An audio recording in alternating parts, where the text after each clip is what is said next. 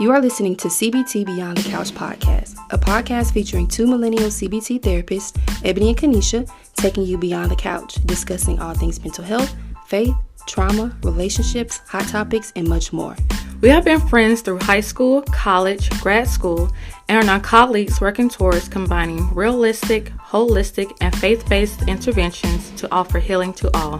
While we hope you enjoy listening and learning from our podcast, it does not replace your own journey with your licensed mental health professional. We hope you enjoy.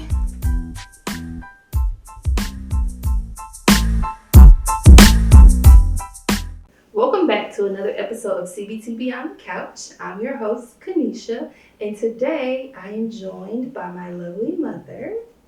Say hi. Hi, everyone. In the spirit of Mother's Day and us talking about our moms last episode, we have decided to do an individual episode with our moms. So me and my mom are first. So how does it feel to be our very first guest on our podcast? I'm a little nervous. I'm proud of it. So I'm a little nervous too. This is new. Glad to be here. It is. It is very new. It is. So as you know, we start each episode with our couch check, assessing how we feel on a scale from 1 to 10, 1 being very low, 10 being like super excited, super happy, everything is going great. So, how are you feeling today? I'm a 10. Okay, pretty good. You had a great day? I did. That's good. I You can say whatever you want to say. Okay, good. How about you? I'm a 7. My anxiety has been like kicking my butt these past few days, so I just need to take some time to yeah. So once I get that, I think I'll be back at a 10. But yeah, anxiety been on a 10 lately. So Gotcha. Understand that. yeah, it's a little rough. Gotcha. So yeah, that's our couch check. So we're just gonna jump right into our questions. You okay with that? Yeah. I think I'm ready. All right. So last episode, Ebony and I talked about like our experiences with our moms, and like things that we've gone through and how things have gotten better. So my first question for you is, what was your experience like with your mom? Ooh. I don't know if that's a good thing. It's a great thing. Okay. Like, my mom was a great mom. I always say if I could be half the woman she was and touch half of the people that she touched, I would be doing great. Yeah. So, it's nothing bad I can say. I know I always like in therapy we always have like 21 questions, and one of the questions is, would you be more upset if no one showed up to your wedding or to your funeral? And I always say your funeral, because if nobody showed up to your funeral, that means you didn't make an impact on anybody. And I think about grandma's funeral and how like that place was packed. It was a small place, but people was standing on the walls in the back. They were standing outside. That place was packed. So like she truly did make an impact on a lot of people. I mean, even the people who couldn't make it reached out. So yeah, it definitely was. Yeah. Even being in stores and stuff, people are always like, how's your mom? People who don't know, or people will stop you that they do know, and then they'll talk about her for like 30 minutes. And I was at Walmart the other day, and the lady was like, oh gosh, you look just like your mom. And I was like, I get that all the time. She said, it's not a bad thing. I said, no, I'm not saying it's a bad thing, but I just get it all the time. Yeah. God, you look like your mom. But, yeah. And I think it's crazy because like the older all y'all get, y'all really do look just like grandma. Yeah, I can see different features with each one of us, of her. So. Yeah, for sure. Okay, so I think last episode as well, I talked a little bit about like what I was kind of going through when she passed away, and the kind of, I guess, turmoil that it kind of put within our relationship. I guess I didn't really talk about like how I felt during that situation, but I do want to know like, how did you feel during that time? Like, what were your thoughts and what were you going through? Oh God. Besides the grieving of mom, it was hard. It was a lot of I know my husband can attest to this, but it was a lot of praying, crying, sleepless nights. Especially when you moved out at 18, it was hard. But I mean, we got through it. Yeah, we did. So I think same for me. Like, I was grieving, but I didn't know I was grieving. Yeah, because I didn't know. That was my first time ever experiencing death. mine too. So like I just didn't know how to respond. Yeah. I know for me, like especially like I was mad at God. I was mad at grandma for leaving. I was mad at you. I was mad at everybody. So I just rebelled in any way that I could think to rebel. I mean, looking back at it, I understand, but it was really a tough time, and I think it hit everyone, like everyone in our family. Like it was kind of, but I understand. Yeah, I think Kim made a good point. She was like, we didn't know how to like pull together because everybody was going through so much individually, and it's like everybody decided to grieve individually, or nobody wanted to talk about their feelings or what was going on or anything. It was like, she died, bam, let's take care of this, let's take care of that, but nobody really talked about feelings or anything like that. So it was tough. Definitely was a tough time for sure. I think I kind of made a point of that saying that last episode. Like it was a rough season, rough year, and it's crazy and it sucks because it was my senior year of high school. It was supposed to be like the best year of your life, and it was literally the worst year of my life. So crazy time, definitely. So let me ask: when you found out you were pregnant with me, I did mention last episode that it was a teen pregnancy. What was your initial reaction? And I'll even add, like, what was your mom's reaction? I was scared to death. I was young, so that definitely wasn't in my plans. But I mean, it happened. So, and when my mom found out, she actually handled it a lot better than me. So that made things a lot better, knowing that she had my back, and we was just gonna tackle this thing. So it was, but my initial reaction, I was not happy at all. Well, did that reaction change once you found out you were having a wonderful little girl? Not at all. So I wanted a boy. Yikes. That's crazy because I mentioned, like, when I have a kid, I want to have a daughter because, like, I love the mother-daughter dynamic. No, I always wanted a boy. I think that's probably why I got 3 girls. I don't know. I just always wanted a boy. Do you think boys are easier? I don't know. I just thought it was cool to have a boy. I guess. All right. So growing up, what was the hardest part of like being my mom? The hardest part, I wouldn't say it was hard for me because my mom made sure that I had a village. So, anything that came up or whatever, we were able to tackle it, me and my village. And that included her, our family's huge. So, brothers, sisters, even my mom's friends or whatever, everybody like made sure that you were good. You were a little spoiled by a good little bit of people, but I mean, it was all good. Still spoiled to this day. Yeah, so you definitely, like I said, you wasn't a bad kid. We had that episode as when you was a teen, but all in all,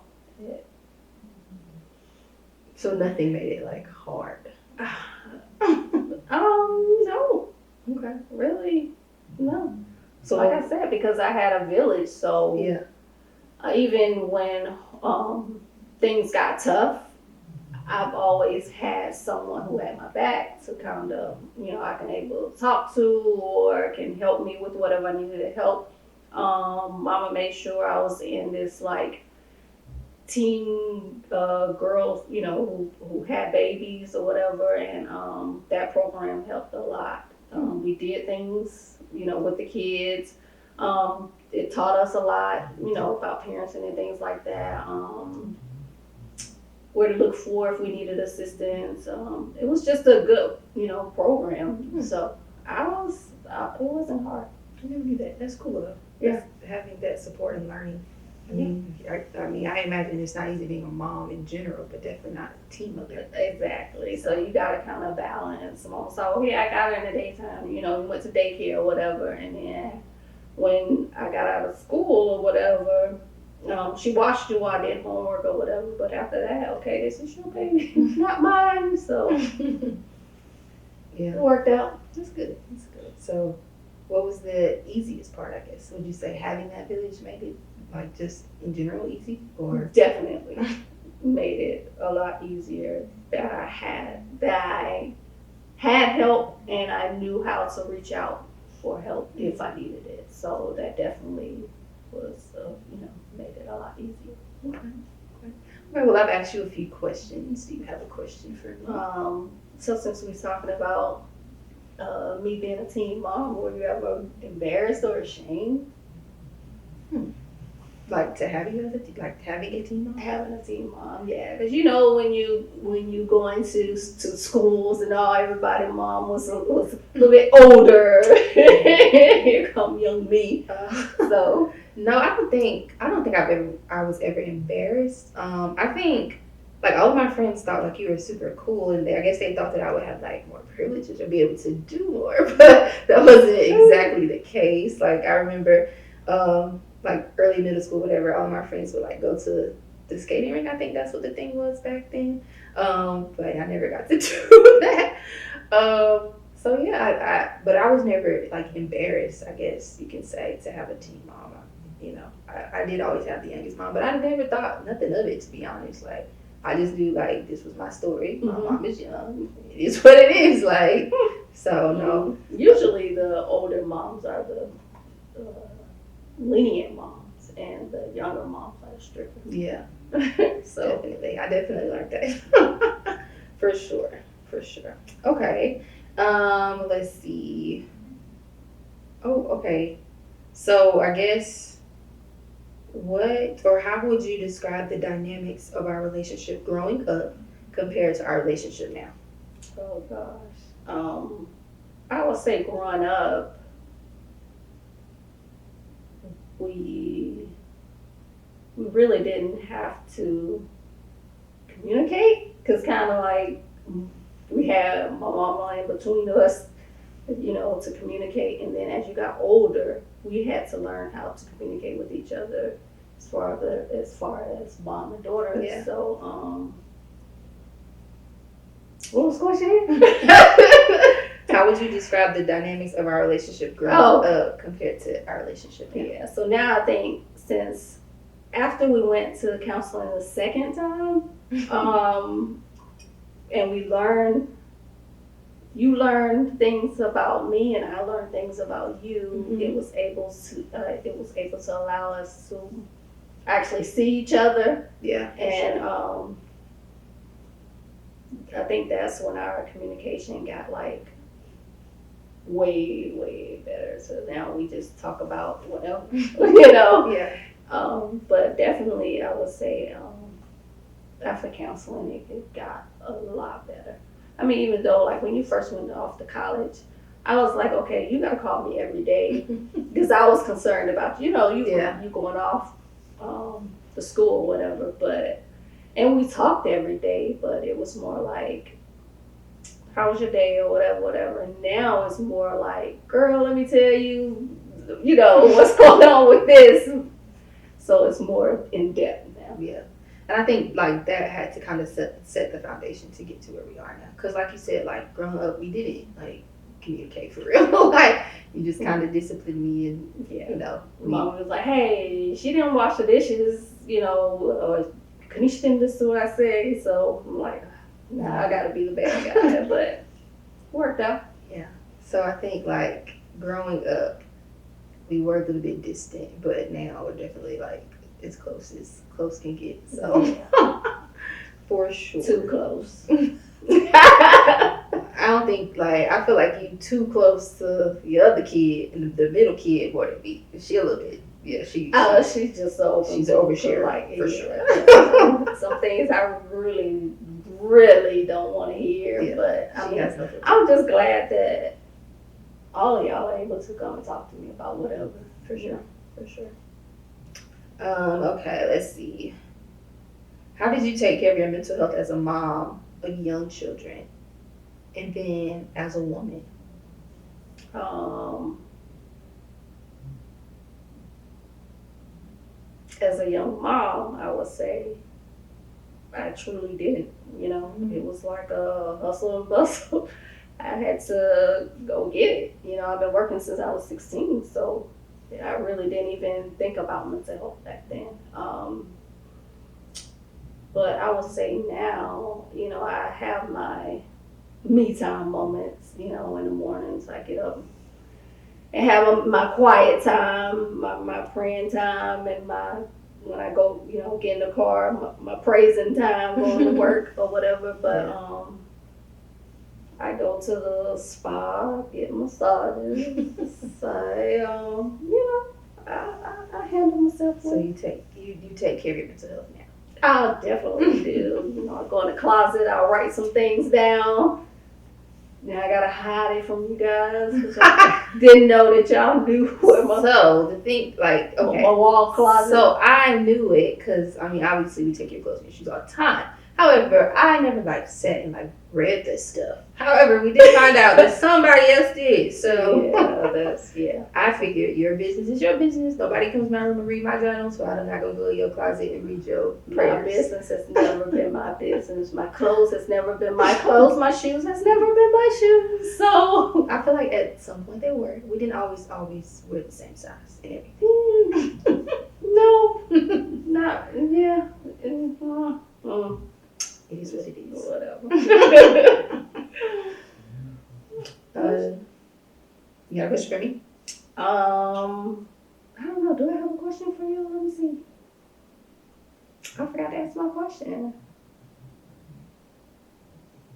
Oh, let's go back to the other question. How would you describe the dynamics of our relationship growing up compared to our relationship now? I think, like I said, growing up, we didn't really communicate. I feel like more than anything, well, I guess back in the day, it was just kind of you don't really talk to your parents about life. And then we just kind of grew up talking because, there was a lot of us cousins, so we talked to each other. We didn't really talk to our parents or even maybe grandma sometimes about our concerns or things that we might have wanted or needed. Mm-hmm.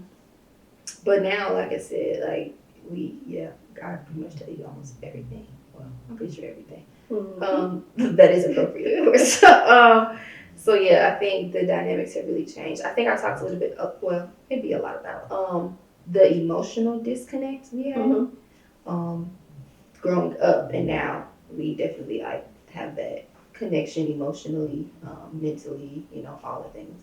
So I think that's the comparison. Whereas before we didn't communicate, we weren't emotionally connected versus now we are. So sounds about right. I can agree. What made you choose focusing on mental health as your career? So as you mentioned us going to therapy for the second time. Mm-hmm. But the first time, I was 17, and again, that was my senior year. That's when we was going through everything. And he was not a very warm therapist, I guess you can say. Yeah. As a therapist, I know how important the building rapport stage is. Mm-hmm. And he just didn't do that.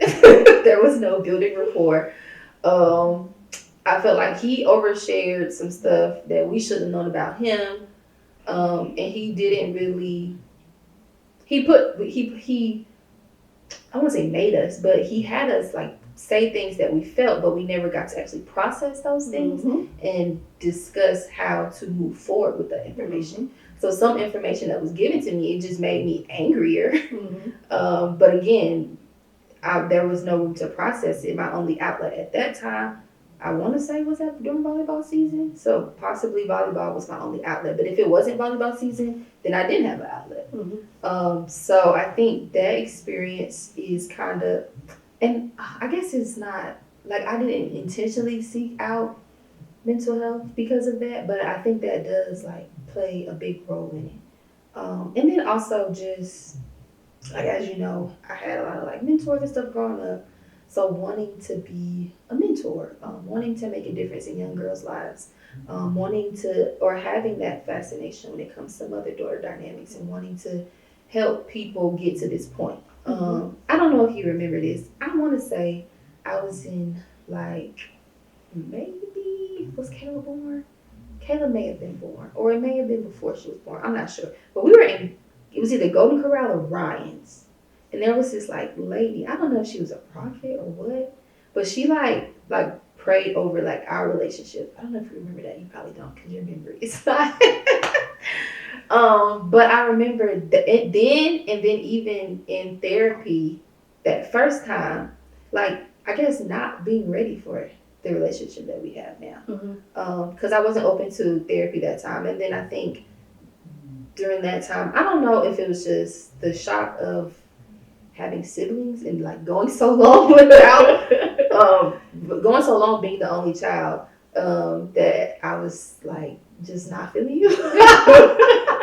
But in that moment, I was like, I don't know why this lady wasting her time. Like, I don't like this. I don't want to do this. Like, but I think again, using those experiences is what makes me want to like help people who are having problems in their relationships with their mom to mend those relationships. So that, and then again, like I think I talked about this in another episode. Just God just kind of aligning the path. Because I don't know what I really wanted to be when I grew up. I always said a teacher, but what would I teach? I don't know. So yeah, I think just those pieces of experiences, and then experiencing grief and not knowing how to deal with it. Yeah, and then just I've had anxiety all my life, but I never knew it was anxiety until a few years ago. So I think learning those things, all of those things kind of helped me or put me on this path of focusing on like mental health as a career. So cool. I feel like that was a lot, but yeah. That was good. It was good. Yes. Good. All right. So what advice would you give to moms who are struggling to have healthy relationships with their daughters? I would say therapy. That's definitely one. But give it time. Yeah. Yeah. Definitely give it time. If you're the mother and the daughter is not ready for it, don't force it. Just give it time. You could still have that day-to-day communication, but just allow them to go through their process, and eventually you'll get there. Yeah. So I think we talked a little bit about the second experience, our second experience of therapy. Like you said, like we were able to learn more about each other. But I think what also helped with that was like we were both older and like a little bit more mature. Well, I'm obviously a little more mature. So I was able to hear your side, accept it for what it was, and you were able to do the same for me, and that kind of laid the groundwork of moving forward. Sometimes you just have to accept, and I think I said this before, but accept each other's perspective of what happened. And not like being mad about how somebody perceived like their relationship or their childhood, but just accepting it for what it was and figuring out how to make it better. Yeah. And even apologize and move on. Yeah. So that's another big thing about that. Even though I didn't, you growing up, I didn't know that I was hurting you, and then you growing up, you didn't know, how you made me feel. But when we did come together and was mature enough to listen to each other, then we were able to actually both apologize, move on, and then now we are where we are. Yeah. So, and not just apologizing and moving on, but I like putting in the effort and the work to make things better. Oh, definitely. So I think that also like plays a big role and kind of helps with moving forward in like healthy relationships. I think, and you know people I'm talking about, but like, so with friends who might be ready, like my friends who are ready, but their moms who won't accept like I guess their perspective, or who feels like it's nothing wrong with their relationship, what would your advice be to those friends? you know, you can't control other people and their actions. So I would say still therapy for themselves. Yeah, absolutely. Even if the other person don't want to fix it, but actually just, you know, forgive them and keep it moving. You know, I would say that's the best thing to do. I'm not saying not to have a relationship with that person or have a relationship with that person. You decide that, but just fix yourself, because that's what matters. Is fixing yourself. Yeah. You definitely can't fix the other person if they don't want to be fixed. Yeah. You know. And I think that also goes for like people who maybe weren't able to fix their relationships because maybe the mom has passed away too. Just you gotta like work on yourself and figure out how to move forward with that. Exactly. But again, like with people whose moms aren't ready, also like you said, go to therapy, fix yourself, and set boundaries. Because I think sometimes, Definitely. sometimes we let the problems overpower, or even wanting to have that relationship overpower, like being able to see that this person might be, you know, Toxic for you. Yeah. That's okay. yeah, I mean, parents can be toxic for you. yeah, But you have to fix yourself and figure that out and move on, right? People can be toxic, definitely, you know. yeah. And if they are, you're not responsible for. I mean, you shouldn't have to. You shouldn't have to deal with that. You really should. You know. Yeah, especially if you've done work to heal yourself. Exactly. You don't want to set yourself back by still worrying about your mom. So, Exactly. yeah, I agree. Some great advice, for sure. All right, any other questions you have for me, or that you can think of?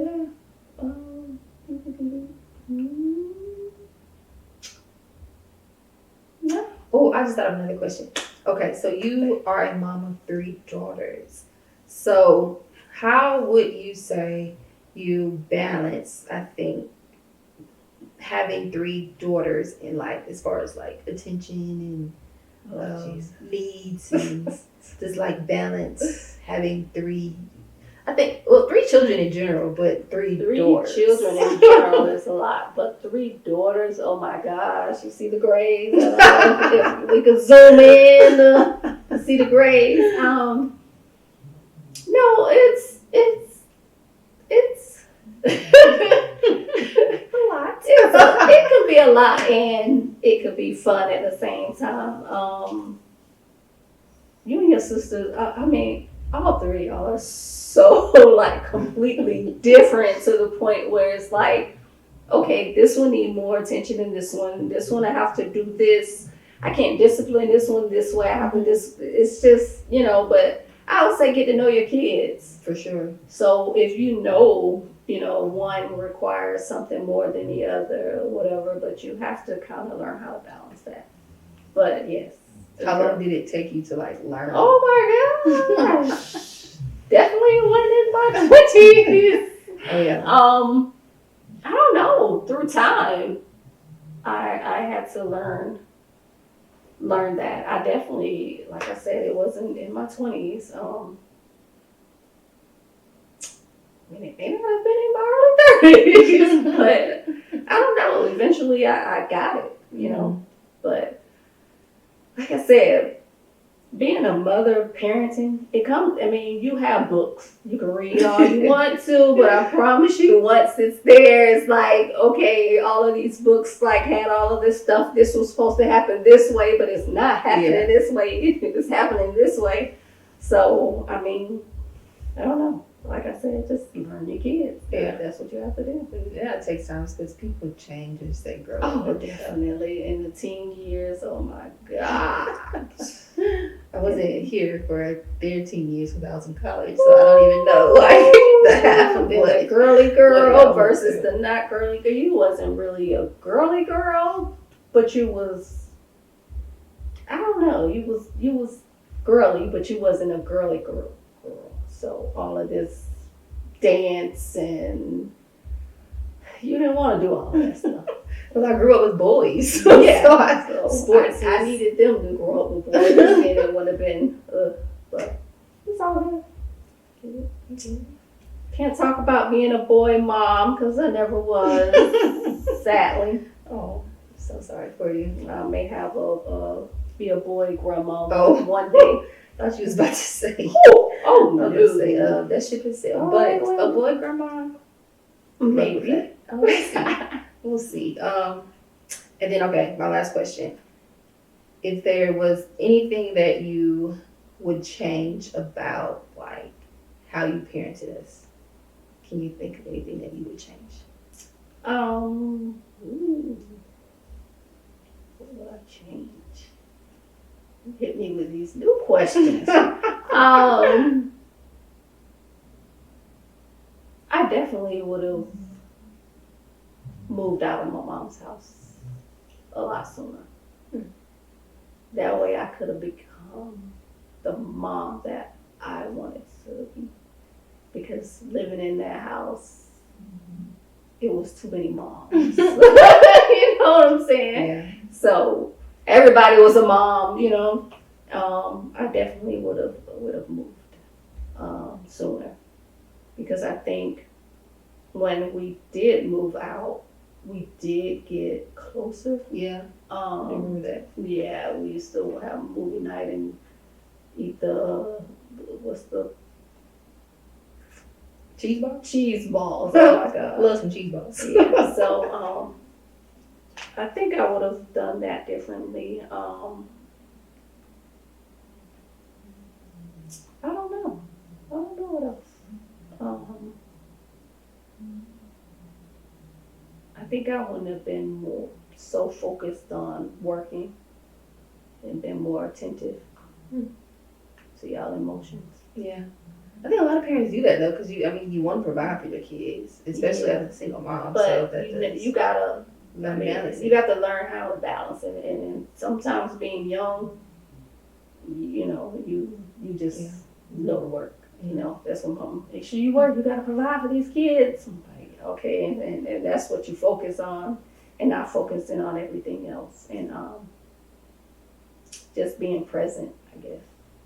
You know, not just being present, but actually being there when you're present. Yeah, for sure. So, that's a great answer. That's beautiful.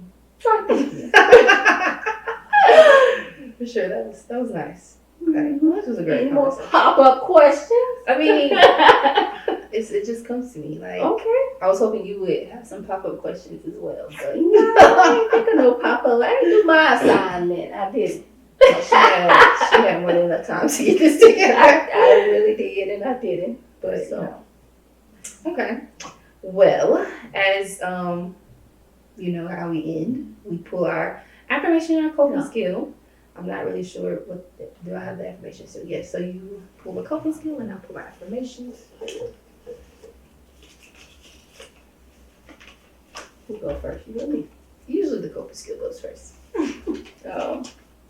So pray and meditate. Okay. We talked a little bit about you having your prayer wall in your closet. In my prayer closet, with my little prayers I write down. I do my praying, going to work every day, and got to get my mind right before I get into, that office. And definitely take time to meditate on, life. Yeah, because life can be hard for sure. Well, it's hard, and it's, fast. Mm-hmm. It is fast. I feel like I'm 28, bro. Like I feel like I was just like 8, so maybe not 8, but time really got the best of me. Not 8, Okay. maybe like 15, 16. Okay. I guess those were my golden years. Yeah, definitely. Yeah. Jay is 19, so That's crazy to me. yeah. Seeing these So. kids as like adults, even though they're not, but they are. It's wild. Yeah, I remember sitting on the couch holding Kayla, newborn. You were doing it? No, you were. Oh. Yeah. Now she 20? Yeah. I definitely would hold Kayla now. Definitely not.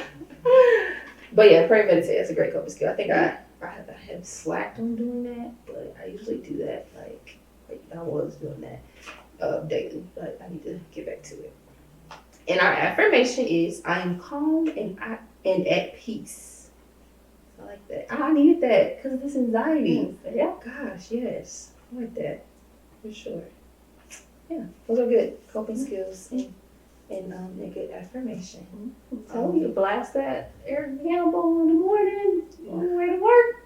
Tell you. Yeah, I need to. Well, the problem is I don't always like get up and go to work. Oh, So, yeah. I need to blast it like when I get up and like shower in the morning. I'll do that tomorrow. Yeah. Yeah. Definitely. It might upset the others that are sleeping, but it'll be okay. Mm.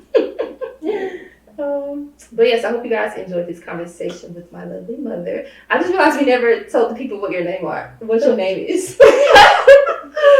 Her name is Mom. Mom. Mama. Mama. Mommy. Mommy. Depends on which child is calling her.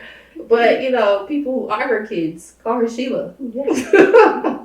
So, Sorry. that's You her missed name. that one. Yeah, that was my bad. Mm. But yes, we hope you guys enjoyed this conversation. We hope you were able to learn something. We hope you got some questions to even sit down and like talk to your mom about during like Mother's Day. Speaking of Mother's Day, I'm excited for your gift. I hope it gets here on time. If it don't get here on time, I'll be so sad. But Oh my God. you're gonna cry. I'm so excited. Oh my God. If it gets here on time. I got a gift and I didn't have to tell her what to get. No, because let me tell you, this lady is very expensive and high maintenance. Now people gonna think I'm bougie. Okay, but like, what do you give people somebody who already has everything? Like, that's the thing. Like, I don't have everything. you have almost everything. Like, I do not have everything. and also the things that you like are expensive, I like quality. and I respect that. But my paycheck is not there yet. So the gift I got was in my range. Oh my goodness. And hopefully it's here on time so that you can cry on Mother's Day. I hate being emotional. Yeah, me too. It's really awkward. But anyway, we hope you have some questions to sit down and have conversations with your mom. We hope you learn something either about yourself or about us. And as Ebony and I say at the end of every episode, we hope you guys remember to take these skills beyond the couch. Oh, I forgot I was supposed to do beyond the couch. Let's do it. You ready? We hope you guys take these skills beyond the couch. Bye, y'all.